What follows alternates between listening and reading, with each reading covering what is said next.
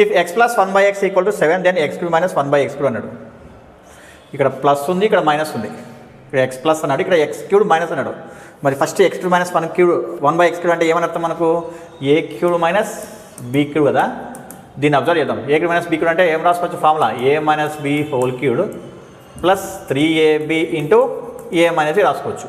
అంటే ఇప్పుడు మనకు x³ minus 1/x³ find out చేయాలంటే ఖచ్చితంగా ఏం కావాలి? a మైనస్ b కావాలి కదా. ఇక్కడ కూడా a మైనస్ b కావాలి. a మైనస్ b కావాలంటే ఇక్కడ ఇచ్చింది a ప్లస్ b అని చెప్పని అర్థం. మరి అప్పుడు నేను ఏం చేస్తానంటే ఇక్కడ a minus b whole square తీసుకుంటా. a minus b whole square ఏం రాయచ్చు మనము? a plus b whole square minus 4ab అని చెప్పి రాయచ్చు కదా. అప్పుడు ఏమవుతుంది? x minus 1/x whole square is equal to ఏం రాస్తా? x plus 1/x whole square minus 4 into x into 1/x రాస్తా. ఇక్కడ x క్యాన్సిల్ అవుతుంది. తర్వాత ఇక్కడ x ప్లస్ 1/x అంటే 7 స్క్వేర్ 4 ఎంత? 49 మైనస్ 4 ఎంత వస్తుంది? 45. ఇది x minus 1/x whole square. Next x minus 1/x అంటే ఏమొస్తుంది? √45. √45 అంటే ప్లస్ ఆర్ మైనస్ √45 అంటే దీన్ని ఏమైనా రాయచ్చు మళ్ళీ? ప్లస్ ఆర్ మైనస్ 9 ఇంటూ 5 రాసుకోవచ్చు. 9 ఇంటూ 5 అంటే ప్లస్ ఆర్ మైనస్ 3√5 అని చెప్పి రాసుకోవచ్చు. ఇది x మైనస్ 1/x ఇది కూడా ఏమొచ్చింది మనకు? ప్లస్ ఆర్ మైనస్ 3√5 అని చెప్పి వచ్చింది. ఇలానే పెట్టుకుందాము. ఇప్పుడు దీనిలో సబ్స్టిట్యూట్ చేస్తాం. దీనిలో సబ్స్టిట్యూట్ చేసుకోవాలంటే ఇప్పుడు ఏం రాస్తాం? a³ మైనస్ b³ అంటే x³ minus 1/x³ is equal to ఏమైనా రాయచ్చు?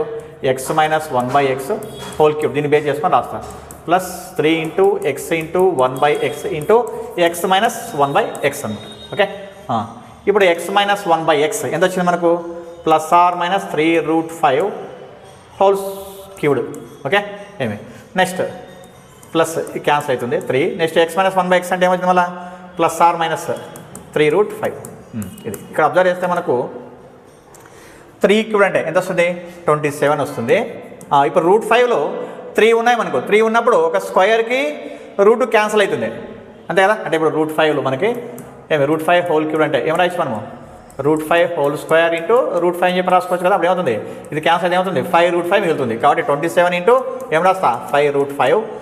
నెక్స్ట్ ప్లస్ ఆర్ మైనస్ 3 3 జా 9 √5 అని చెప్పి రాసుకుంటాం. ఇప్పుడు 27 ఇంటూ 5 అంటే 5 7 జా 35, 5 2 జా 10 3 ఎంత? 135 plus or minus √5 plus 9 √5. Next ఇప్పుడు 135 9 ఎంత? ప్లస్ ఆర్ మైనస్ 144 √5 అనమాట. ఇది మనకు ఆన్సర్. మనకి ఇది x³ మైనస్ 1/x³ అనమాట. మరి ఎన్నోది ఆప్షన్ అంటే 4th option is the right answer అనమాట.